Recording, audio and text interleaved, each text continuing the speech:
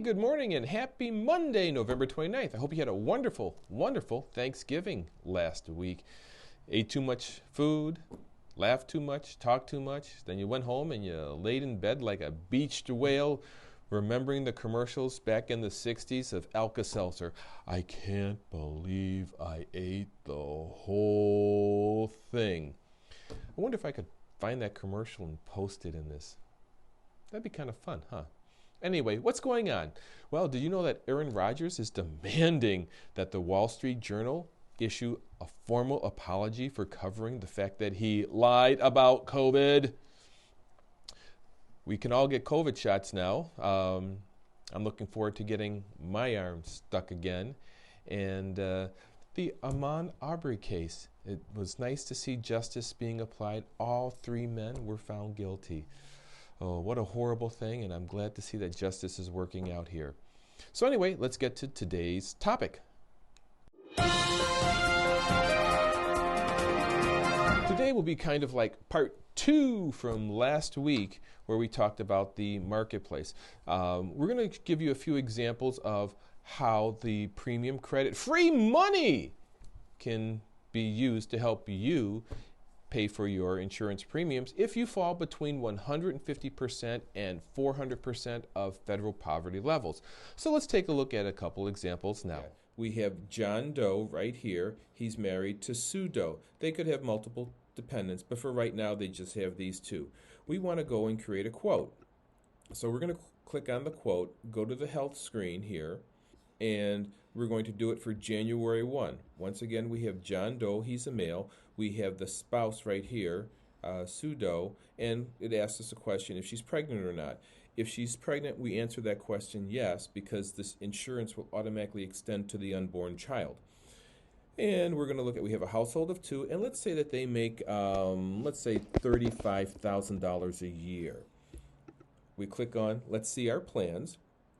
And what's going to come up is that they qualify for $724 a month premium credit. In this case, this particular and Better policy, the premium would normally be $657.64, but with the credit, they're only going to pay $1.32.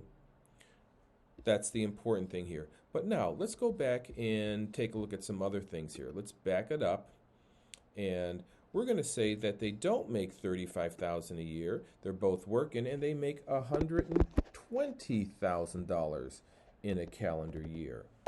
Okay, we're going to click on once again. Let's see our plans. And now you can see at $120,000, there is no government credit. So they would have to pay the full boat on all the insurance policies. So we know $120,000 is a threshold there that they definitely don't want to go over. But let's go back here and see, let's knock it down to maybe, let's say, how about $85,000? And at $85,000, they qualify for a $181 credit, and you can see how their premiums are adjusted as time goes on here. So the important thing to note is what your income is. Now, if you're not certain or if a spouse is going to be working and not working, give me a call, please, and tell me what you estimate your income will be so we can help set you up so you have a good idea what your credits are. Because remember I said this is all justified on your tax return. I hope this has been helpful. That was kind of interesting, wasn't it? So pay attention. Make sure that if you're right about that 150% of poverty level, you don't fall below it unless you are okay with going on Medicaid. Most people tell me that they don't want to be on Medicaid. They're real glad that they've got it, but they can't wait to get off of it. And if you're at the upper end, right around 400%, make sure that your income stays below that, because you don't want to find that you've broken that threshold and you have to pay back all the premium credits that you received. So really, a few dollars there could cost you.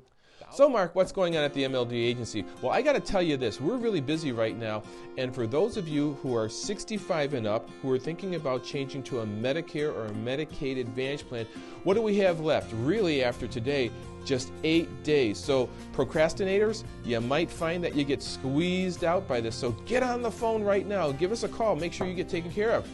For those of you who are in the under 65, Well, you have about 17 days left before time runs out. Once again, procrastinators, don't wait to the last moment, because we're getting down to the last moment. Once again, numbers on the bottom of the screen. Don't hesitate to give me a call, and we'll talk to you later. Take care.